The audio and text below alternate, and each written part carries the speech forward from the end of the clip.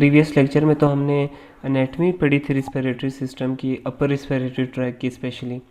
तो आज इस लेक्चर में अभी हम उसी की फिजियोलॉजी पढ़ेंगे, उन्हीं स्ट्रक्चर्स की। तो just for a revision, respiratory track में हमारे पास क्या क्या था। स्टार्ट ये नेज़ल कैविटी से हुआ था, फिर इसमें फेरिक्स था, then larynx and then trachea, फिर ब्रोंकाई और फिर ब्रोंक्यूल्स। एनाटमी में हम लैरिंक्स तक हमने कंप्लीट किया था। तो फिजियोलॉजी में भी अब हम स्टार्ट करते हैं। फंक्शंस स्टार्ट कहाँ से करेंगे? नेज़ल कैविटी से, फिर उसके बाद फेरिक्स में आएंगे, फिर लैरिंक्स एंड देन ट्रकिया। तो respiratory function of the nose से स्टार्ट लेते हैं। The nose is the first of the respiratory passages through which the inspired air passes. सबसे पहला जो हमारे पास रिस्पिरेटरी ट्रैक का हिस्सा है वो नोज़ है। इंस्पायर्ड एयर जो हवा अंदर आई है वो सबसे पहले किधर आएगी? नोज़ में आएगी। The function of the nose is to begin the process by which the air is warmed, moistured and filtered. Nose का काम क्या होता है कि जैसे ही हवा एयर अंदर आ गई है उसे वार्म कर दे, मॉइस्चर्ड कर दे एंड फिल्टर्ड कर दे। ये जो प्रोसेस है ये आगे फेरिक्स में भी जाएगा, लैरिंक्स में भी जाएगा, सारे ये काम कर रहे होंगे। The projecting conchi increase the surface area and cause turbulence spreading inspired air over the whole nasal surface। हमने जिक्र किया था प्रीवियस लेक्चर में कि नोज़ की लेटरल साइड पे इन्फीरियर कोनका था। तो इसी तरह ये तीन होते हैं, एक सुपीरियर होता है, एक मिडल होता है और एक इन्फीरियर होता है। इनका काम क्या होता है कि जब एयर यहाँ से इंटर होगी तो उसके लिए डिफरेंट पैसेजेस बना दे। कुछ एयर यहाँ चली जाएगी, कुछ एयर यहाँ चली जाएगी, कुछ एयर यहाँ चलेगी और कुछ ऊपर चलेगी। बेसिकली ये एयर के लिए जो इंस्पायर्ड एयर है उसके चार हिस्से बना देते हैं ये तीन स्ट्रक्चर्स। इनका मकसद ये होता है कि एयर जो है, अगर ये ना होते तो डायरेक्टली एयर आती यहाँ से सीधी आगे चली जाती, बहुत जल्दी चली जाती। इनका काम क्या होता है कि जब एयर इधर आएगी तो वो रुक जाएगी, डिफरेंट पार्ट्स में डिवाइड होगी, पूरे नेज़ल कैविटी से घूम के फिर आगे जाएगी। इस दौरान वो वार्म भी होना शुरू हो जाएगी, फिल्टर होना भी शुरू हो जाएगी और मॉइस्चर्ड होना भी शुरू हो जाएगी। The large surface area maximizes warming, humidification and filtering. ये सरफेस एरिया से बढ़ जाते हैं इन प्रोजेक्शंस की वजह से, और इससे जो वार्मिंग है, ह्यूमिडिफिकेशन है या फिल्टरिंग है वो मैक्सिमम हो सकती है। अब हम वन बाय वन देखते हैं कैसे होता है। पहला फंक्शन नोज़ में क्या है? वार्मिंग, जो आपकी एयर है वो वार्म हो जाए। ये किस तरह होती है? This is due this. जी कोई सवाल है?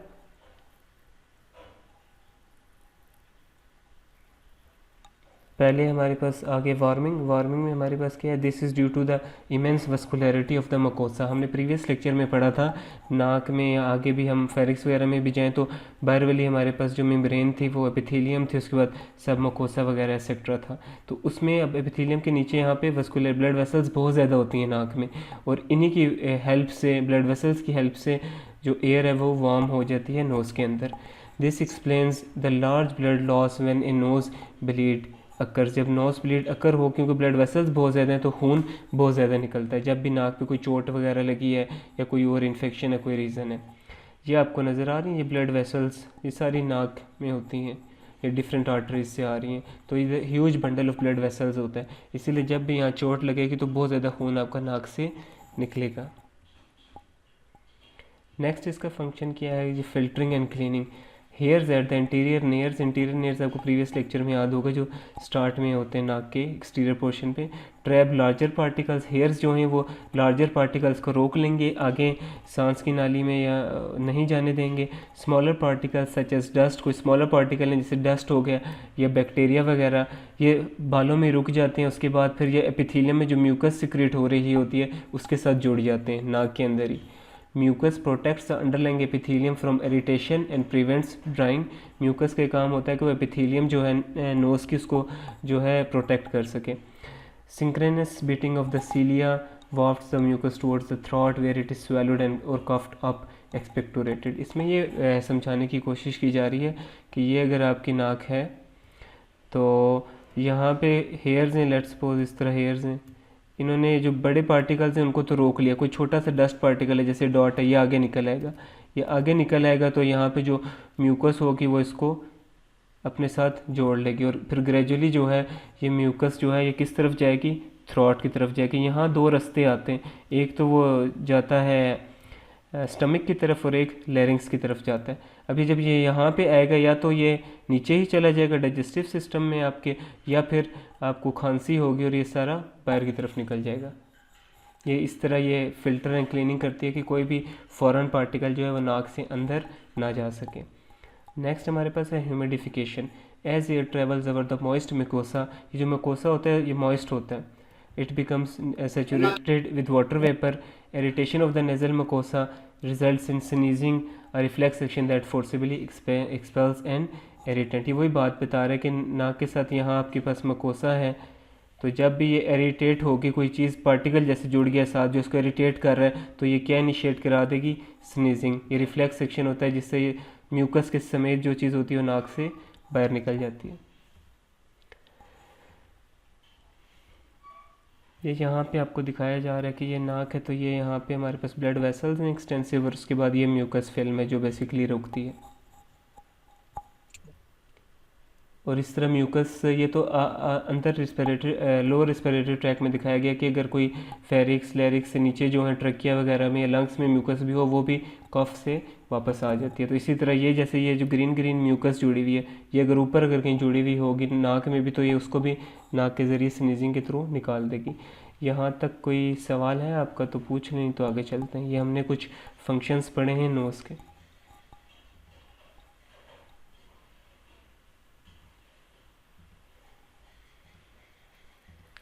आगे हम देखते हैं सेंस ऑफ स्मेल। अब हम कुछ स्मेल करते हैं तो कैसे करते हैं। The nose is the organ of the sense of smell. Sense of smell के लिए ऑर्गन हमारे पास क्या है, नोज़ है। ऑल्फेक्शन इसको कहते हैं। Nerve endings that detect smell are located in the roof of the nose. Nose हमारी जो है उसके रूफ में नर्व एंडिंग्स यहाँ पे होंगी। इन द एरिया ऑफ कहाँ पे होंगी, इथमॉइड बोन में एंड सुपीरियर कॉन्का में होंगी। और these nerve endings are stimulated by airborne odours. कोई हवा के थ्रू कोई भी ओडोर्स वगैरह आएगी तो ये उसको नर्व एंडिंग्स को स्टिमुलेट करेगी। The resultant nerve signals are carried by the olfactory nerve. ये जो हमारे पास फर्स्ट क्रेनियल नर्व होती है ब्रेन से जो निकलती है उसको हम क्या कहते हैं, ऑल्फैक्टरी नर्व। और इसका क्या काम होता है, ये सेंसेशन ऑफ स्मेल लेके जाती है to the brain where the sensation of smell is perceived. ये इस तरह आपको यहाँ पे दिखाया जा रहा है कि ये नेज़ल कैविटी का जो रूफ है वहाँ पे ये इस तरह की नर्व एंडिंग्स होती हैं, यह सेंसिटिव होती हैं। ये जैसे स्टिमुलेट होंगी तो ये नर्व सेंसेशन कहाँ लेके जाएंगी, पीछे ब्रेन में, और आपको कोई जो भी स्मेल होगी वो आप डिटेक्ट कर सकेंगे। तो ये कुछ फंक्शंस थे नोज़ के। नेक्स्ट हमारे पास आता है फंक्शंस ऑफ फेरिंग्स। नोज़ के बाद हमें पता है नेक्स्ट स्ट्रक्चर जो यहाँ से शुरू हो जाता है नेज़ल कैविटी के बाद, वो क्या है, फेरिंग्स। ये जो कलर्ड पार्ट आपको नज़र आ रहा है, इसके फंक्शंस देखते हैं। Passage way for air and food. मैंने आपको प्रीवियस लेक्चर में बताया था कि फेरिंग्स का कनेक्शन दोनों तरफ होता है। ये इधर नीचे जो जा रहा है ये स्टमक की तरफ जा रहा है, यहाँ ये लैरिंग्स की तरफ जा रहा है। तो ये कॉमन पाथवे होता है सांस की नाली के लिए भी और दूसरा खाने की नाली के लिए भी। तो पहला इसका फंक्शन ही है कि एयर और फूड को पास करता है लोअर बॉडी की तरफ। The pharynx is involved in both the respiratory and the digestive systems. Air passes through the nasal and oral sections and food through the oral and laryngeal sections. Next function जैसा कि वो ऊपर nasal cavity में हो रहा था कि air जो है वार्म वगैरह हो रही थी और ह्यूमिडिफाई हो रही थी, सेम इसमें फेरिंग्स में भी हो रहा होता है। और टेस्ट के भी कुछ इसमें फाइबर्स होते हैं। अमूमन तो हम कहते हैं कि जो हमारी ज़ुबान है टेस्ट बट सारे उस पर होते हैं, पर कुछ टेस्ट के जो हैं वो फेरिक्स भी डिटेक्ट कर सकते हैं। There are olfactory nerve endings of the sense of taste in the epithelium of the oral and pharyngeal parts. उसके बाद हेयरिंग आ गया। ये मैंने आपको प्रीवियस लेक्चर में बताया कि ये एक ट्यूब नेज़ोफेरिक्स वाले हिस्से से अटैच होती है जो ईयर की तरफ जा रही होती है, तो इसलिए इसका हेयरिंग में भी थोड़ा बहुत रोल होता है। The auditory tube extending from the nasopharynx to each middle ear allows air to enter the middle ear. Middle ear तक हवा जा सकती है इस पैसेज से भी। Satisfactory hearing depends on the presence of air at atmospheric pressure on each side of the tympanic membrane है, जिसको एयर ड्रम कहते हैं या कान का पर्दा भी कहा जाता है। नेक्स्ट फंक्शन फेरिंग्स का क्या है, ये प्रोटेक्शन देता है। The lymphatic tissue of the pharyngeal and laryngeal tonsils produce antibodies in response to antigens, for example bacteria. The tonsils are larger in children and tend to atrophy in adults. ये भी previous lecture में बात हुई थी कि tonsils, एक ये palatine tonsils हमारे पास होते हैं, ये लिंगुअल टॉन्सिल्स होते हैं, ये एडिनॉइड्स होते हैं। इनका क्या काम है ये समझ लें, जैसे आर्मी का वो हेडक्वार्टर नहीं होता, उस तरह ये आर्मी की एक जगह है। जब कोई भी बैक्टीरिया आएगा, कोई भी इन्फेक्शन आएगी, तो यहाँ से रिलीज़ होंगी एंटीबॉडीज़ जो जाके उसको ख़त्म करेंगी। तो इस तरह इसका प्रोटेक्शन या इम्यूनिटी में भी फंक्शन है फेरिक्स का। नेक्स्ट हमारे पास आता है speech. The pharynx functions in speech by acting as a resonating chamber for sound ascending from the larynx. अब जो साउंड है ना वो ओरिजिनेट लैरिंग्स से होती है, जिसको हम वॉइस बॉक्स भी कहते हैं। तो लैरिंग्स से जब ओरिजिनेट होगी तो ऊपर यहाँ से बाहर किस तरफ जाएगी, फेरिक्स के थ्रू जाएगी। तो इसलिए फेरिक्स का भी कोई ना कोई रोल स्पीच वगैरह में होता है, और इसी की वजह से हर वॉइस को डिफरेंट करेक्टरिस्टिक्स मिलते हैं। हर बंदे की आवाज़ एक दूसरे से मुख्तलिफ होती है। यहाँ तक कोई फेरिक्स तक कोई सवाल है तो बता दें, नहीं तो आगे चलते हैं। सर जी जी। सर ये टॉन्सिल्स के अबाउट बता दें, मतलब मुझे नहीं समझ आ रही कि क्या? हम लोग अब तक सर जो अब तक टॉन्सिल सुनते आए हैं ना, जी तो जी। वो तो एक बीमारी की तरह सुना था कि अच्छा, मतलब गले में हो जाते हैं और फिर सही उन्हें सही। खत्म किया जाता है, बट यहाँ तो ये मतलब बेनिफिट्स हैं पड़े, और अच्छा ये हर इंसान में अच्छा होते हैं। अच्छा, मैं आपको इसको ये सादा ज़ुबान में, जो मुझे कभी मेरे टीचर ने एक दफ़ा बताया था, ये जो टॉन्सिल्स है ना, ये आपको नज़र आ रहे हैं, ये ठीक है। इनको कहते हैं कि ये बॉडी के चौकीदार होते हैं, कि कोई भी यहाँ से बैक्टीरिया वगैरह या कोई भी फॉरेन मटेरियल इंटर नहीं हो सकता। ये उसके ख़िलाफ़ इम्यूनिटी प्रोवाइड करते हैं ना। तो जब ये ही इनमें इन्फेक्शन हो जाए, यही ख़राब हो जाए, ये वो बनाना छोड़ दें, जो लिम्फोसाइट्स वगैरह बनाते हैं, ये स्वेल अप हो जाएं, तो इसको हम ये कहते हैं कि जो चौकीदार है वो खुद ही जब करप्ट हो गया, तो फिर हम इसका, जो बच्चों में अक्सर आप सुनते हैं टॉन्सिल्स का ऑपरेशन हुआ, फिर इनको रिमूव कर देते हैं। क्योंकि स्वेल जब होते हैं इतने ज़्यादा हो जाते हैं कि यहाँ से एक तो पेन अलग होता है, उसके अलावा कोई खाना वगैरह भी या पानी वगैरह भी जो पीते हैं वो यहाँ से गुजरने में मुश्किल होती है। तो बेसिकली इनका प्रोटेक्टिव फंक्शन है, but if for some reasons ये ख़राब हो चुके हैं, इन्फ्लेम्ड हो चुके हैं, और जो प्रोटेक्शन प्रोवाइड करनी थी इन्होंने वो नहीं कर रहे, फिर इनको रिमूव कर दिया जाता है। They are like guards in the body. जब गार्ड्स ही ख़राब हो गए, अपना फंक्शन नहीं कर रहे, तो उनको रिमूव कर दें। क्लियर है? जी सर। ये हमने जो फंक्शंस पढ़े हैं ये हमने फेरिंग्स के पढ़े हैं। अब लैरिंग्स की तरफ जाते हैं। तो लैरिंग्स, जैसे मैंने आपको बताया कि मेन इसका फंक्शन क्या है, प्रोडक्शन ऑफ साउंड। फेरिंग्स तो इस साउंड को जो बन रही थी वो आगे उससे कैरी कर रहा था ना, पर बनती कहाँ से है, लैरिंग्स से बनती है। साउंड की तीन प्रॉपर्टीज़ होती हैं। एक हमारे पास होता है पिच, दूसरी हमारे पास है वॉल्यूम, तीसरी होती है हमारे पास रेजोनेंस। तो पिच से शुरू करते हैं। Pitch of the voice depends upon the length and tightness of the cords. ये वोकल कॉर्ड्स की बात हो रही है जिस पे हमारा लेक्चर रुका था। Shorter cords produce higher pitched sounds at puberty. The male vocal cords begin to grow longer, hence the lower pitch of the adult male voice. ये हमारे वोकल कॉर्ड्स हैं। अब हमारी आवाज़ की पिच कितनी होगी वो डिपेंड करता है। पहली चीज़ ये है कि ये इनकी लेंथ कितनी है कॉर्ड्स की, दूसरी चीज़ ये है कि टाइट कितने। एक वोकल कॉर्ड इतना है और एक इतना है, तो जो वोकल कॉर्ड साइज़ में बढ़ जाएगा उसकी पिच जो है, साउंड जो उससे प्रोड्यूस होगी, उसकी पिच क्या होगी, कम होगी। अभी हमने प्रीवियस लेक्चर में एडम्स एप्पल का जिक्र किया था कि जो मर्द हजरात में ज़्यादातर होता है कि वो इस तरह आउट पॉचिंग आ जाती है नेक पे, जो बेसिकली लैरिंग्स की आउट ग्रोथ होती है। तो जो वोकल कॉर्ड हैं ये भी लैरिंग्स में ही होते हैं। तो उसमें क्योंकि ये लैरिंग्स बढ़ रहा है तो वोकल कॉर्ड्स भी मर्दों में थोड़े बड़े होते हैं एज़ कम्पेयर टू औरतों में। तो जब बड़े होंगे तो उनकी आवाज़ की पिच क्या हो जाएगी, कम हो जाएगी। मर्दों की आवाज़ इसलिए अमूमन भारी होती है और थोड़ी लो होती है। वुमेंस में क्योंकि ये छोटे वोकल कॉर्ड्स होते हैं इसलिए इनकी पिच हाई होती है और इसलिए इनकी आवाज़ तेज़ होती है, या श्रिल साउंड जिसे हम कहते हैं। ये बात समझ आई है आप लोगों को कि ये पिच ऑफ द साउंड कैसे कंट्रोल हो रही है वोकल कॉर्ड से? Yes sir. ठीक है, नेक्स्ट हम देख रहे हैं कि सर जी जी। सर ये जो लड़के लड़कियों की आवाज निकालते हैं इसमें क्या सीन होता है? इसमें कुछ चेंजेस ये आगे में आएगा, ये मैं आगे आपको बताता हूँ। ये रेजोनेंस, ये थर्ड है, इस पर डिपेंड करता है। इस पर हम आते हैं तो मैं आपको बताता हूँ। नेक्स्ट हमारे पास है जी वॉल्यूम ऑफ वॉइस। ये हमने तो पिच की है ना कि आवाज़ भारी होगी हल्की होगी, ये हमें पता चल गया। वोकल कॉर्ड्स बड़े हो तो आवाज़ भारी होती है। Volume of the voice depends upon the force with which the cords vibrate. अब कितना हम ऊंचा बोलेंगे वो डिपेंड करता है कि ये जो हमारे वोकल कॉर्ड्स हैं ये वाइब्रेट कितना कर रहे हैं। The greater the force of expired air, जितनी आप बाहर की तरफ हवा जो एक्सपायर्ड एयर निकलती है उसमें जितनी ज़्यादा फोर्स लगाएंगे आपकी आवाज़ उतनी ऊंची होगी और उतने ही ये कॉर्ड्स वाइब्रेट करेंगे और आपकी आवाज़ उतनी लाउडर होगी। थर्ड हमारे पास है रेजोनेंस और tone is dependent upon the shape of the mouth. अगर मैं बोलता हूँ, चाहे मैं मर्द हूँ, मेरी आवाज़ भारी है, पर मैं माउथ को इस तरह चेंज करूँ या टंग की पोजीशन ऐसे रखूँ या लिप की ऐसी पोजीशन रखूँ, तो मैं रेजोनेंस को चेंज कर सकता हूँ, वाइब्रेशंस को बेसिकली। उसे मैं चेंज करूँगा तो मेरी आवाज़ ऊंची नीची, ये जैसे अभी सवाल आया था कि लड़का लड़की की आवाज़ कैसे निकाल रहा है, उसमें रेजोनेंस या टोन का चक्कर होता है कि आप शेप ऑफ माउथ को या पोजीशन ऑफ टंग को इस तरह अल्टर कर रहे हैं जिससे आवाज़ एक्सचेंज हो रही है या ऊपर नीचे हो रही है। तो ये 3 करेक्टरिस्टिक्स होते हैं साउंड के, पिच, वॉल्यूम एंड रेजोनेंस। फिर अब हम बात करते हैं ये वोकल कॉर्ड्स की। When the muscles controlling the vocal cords are relaxed, जब मसल्स जो वोकल कॉर्ड्स को कॉन्ट्रैक्ट कराते हैं, जब वो रिलैक्स हो मसल, तो वोकल कॉर्ड्स ओपन होते हैं and the passage of air coming up through the larynx is clear. इस पोजीशन में हम वोकल कॉर्ड्स को क्या कहेंगे, एबडक्टेड। ये यहाँ पे लैरिक्स में ये वोकल कॉर्ड्स हैं, लैरिक्स में होते हैं, और ये 2 वोकल कॉर्ड्स हैं, ये आपको नज़र आ रहे हैं, एक ये है और दूसरा ये है। अब जब आप रेस्ट पे होंगे ना, जैसे इस तरह चुप बैठे हुए, तो ये आपस में दोनों ओपन होंगे, दोनों दूर दूर होंगे वोकल कॉर्ड्स। इस पोजीशन में हम इसको क्या कहेंगे कि ये एबडक्टेड है।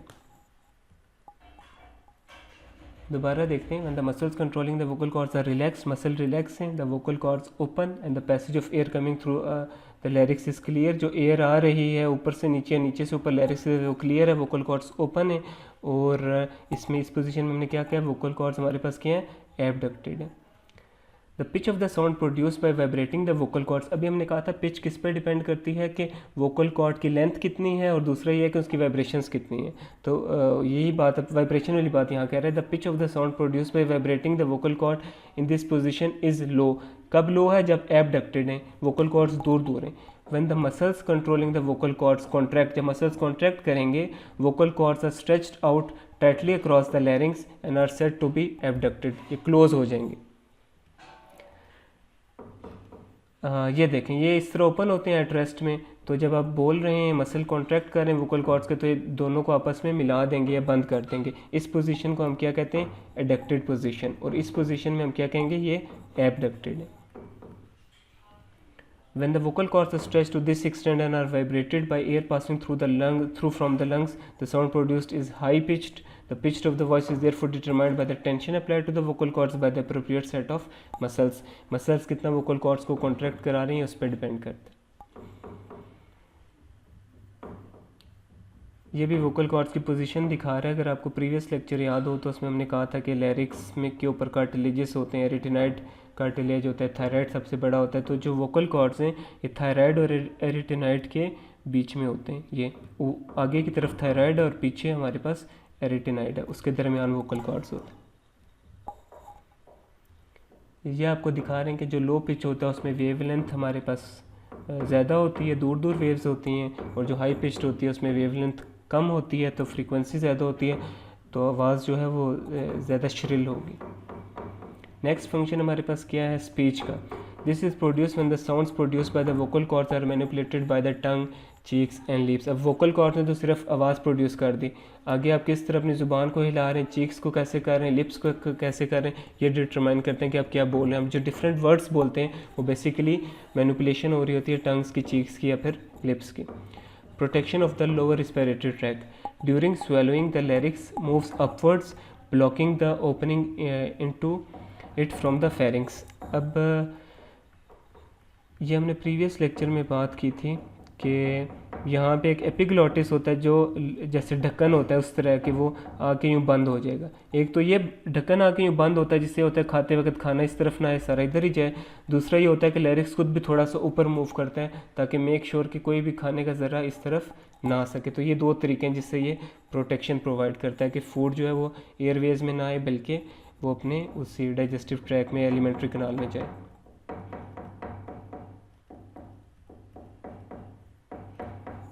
This ensures that food passing into esophagus and not into the trachea, क्योंकि आगे लैरिंग्स से आगे फिर हमारे पास ट्रैकिया शुरू होता है। Passage way of the air, the larynx link the pharynx above. वही बात है कि ये पैसेज करता है, एयर फेरिंग्स ऊपर है तो फेरिंग्स से जो हवा आ रही है वो लैरिंग्स आगे ट्रैकिया में भेज देगा।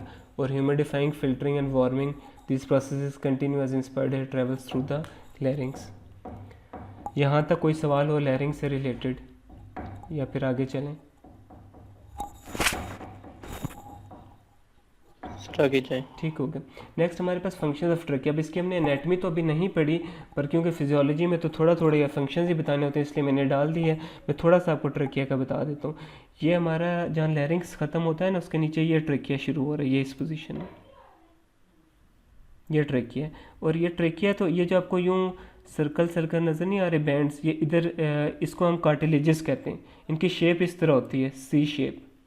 ये पोस्टीरियर साइड से आपस में जुड़े हुए नहीं होते, ये पोस्टीरियर व्यू है, ये ऊपर लैरिंग से नीचे ट्रकिया। तो यहाँ आप देख सकते हैं कि आपस में जुड़े हुए नहीं हैं, इनमें पोजीशंस गैप है। इसको हम क्या कहते हैं, सी शेप कार्टिलेजेस। ये ट्रकिया के ऊपर होते हैं।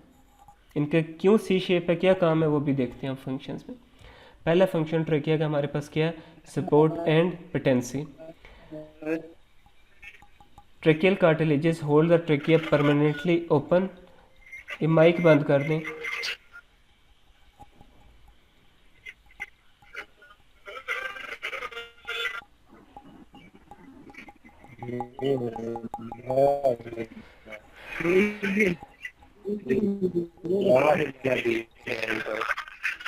किसका माइक खुला हुआ है? अच्छा, अब हम बात करेंगे ट्रेकिया के फंक्शंस की। तो पहला फंक्शन हमारे पास क्या है, support and patency. Tracheal cartilages, ये उन्हीं कार्टिलेजेस की बात हो रही है जो यूँ सी शेप ट्रेकिया के ऊपर आए हुए। Hold the trachea permanently open. इनका काम क्या होता है कि ट्रेकिया कंटिन्यूसली ओपन रहे। But the soft tissue bands in between the cartilages allow flexibility so that the head and neck can move freely without obstructing the trachea। अब ये होता है कि ये जो कार्टिलेजेस हैं इनके दरमियान फ्लेक्सिबल या सॉफ्ट टिश्यूज़ वगैरह होते हैं जो बेसिकली थोड़ी फ्लेक्सिबिलिटी प्रोवाइड कर रहे होते हैं कि जब आप अपनी गर्दन या मुंह इधर उधर मोड़ें तो ट्रकिया को कोई मसला ना हो। तो मेन फंक्शन क्या है कि ट्रकिया को सपोर्ट भी करना है और उसको पेटेंट भी रखना है। The absence of cartilage posteriorly, अभी हमने बात की कि पोस्टीरियर साइड पे कार्टिलेजेस नहीं होते। ये क्यों नहीं होते? Allows the trachea to dilate, ये इसलिए होते हैं कि ट्रकिया डायलेट कर सके एंड कॉन्स्ट्रिक्ट, सुकड़ सकें in response to nerve stimulation and for indentation as the esophagus distends during swallowing. जब एसोफेगस आपको यूँ पता ही यूँ ट्रकिया के पीछे जा रही होगी, ये एसोफेगस है तो ये ट्रकिया है, तो जब खाना जा रहा होगा तो ऑब्वियसली ये थोड़ी सी यूँ इसका साइज़ इंक्रीज़ हो जाएगा। तो जब इंक्रीज़ होगा तो ये कॉन्ट्रैक्ट कर सके ट्रकिया उसके अकॉर्डिंगली, इसलिए पीछे कार्टिलेजेस नहीं होते। कॉन्ट्रैक्शन और relaxation of the trachealis muscle. अब ये जो हमने कहा ना एक कार्टिलेजेस एम्प्टी है तो इसके दरमियान में यहाँ ट्रेकियालिस मसल होता है। ये जब कॉन्ट्रैक्ट करेगा तो ये उसको कॉन्स्ट्रिक्ट कर देगा और जब कॉन्ट्रैक्ट नहीं करेगा तो वो डायलेट रहेगा। तो इन कार्टिलेजेस के दरमियान जो स्पेस है यहाँ पे ट्रेकियालिस मसल होता है। Contraction and relaxation of the trachealis muscle which links the free end of the C shaped cartilages. इन कार्टिलेजेस की शेप क्या है, सी शेप है। Helps to regulate the diameter of the trachea. उसके बाद ये ट्रेकियालिस मसल यहाँ दिखाया जा रहा है। ये कार्टिलेज है जो ट्रेकिया के इर्द गिर्द है, यहाँ से पोस्टीरियर से जुड़ा हुआ नहीं है, तो बीच में ट्रेकियालिस मसल है। नेक्स्ट फंक्शन ट्रेकिया का क्या है, mucociliary escalator. This is a synchronous and regular beating of the cilia of the mucous membrane lining that wafts mucus with adherent particles upwards towards the larynx whether it is either swallowed or coughed up। ये देखें, ये हमारे पास है trachea, ये trachea. तो trachea के यहाँ म्यूकस मेम्ब्रेन है, म्यूकस मेम्ब्रेन के दरमियान ये के साथ यहाँ सीलिया होते हैं। अब ये होगा कि कोई डस्ट पार्टिकल समझें या कोई चीज़ आ गई है जिसको नहीं आना चाहिए था, यहाँ पे पड़ी हुई है लेट्स सपोज, तो अब ये सीलिया जो हैं ये कॉन्ट्रैक्ट करेंगे और इसको किस तरह लेके जाएंगे, आस्ता आस्ता इस चीज़ को ऊपर मूव करते जाएंगे।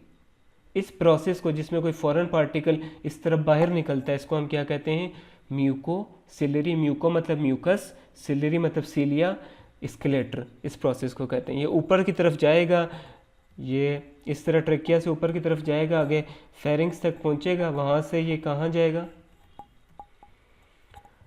लैरिंग्स तक ये पहुंचेगा, जहाँ से या तो स्वेलो हो जाएगा, डाइजेस्टिव ट्रैक में चला गया, या फिर ये खांसी होगी और बॉडी से बाहर निकल जाएगा। इसको हम क्या कहते हैं, म्यूकोसिलरी एक्सकेलेटर।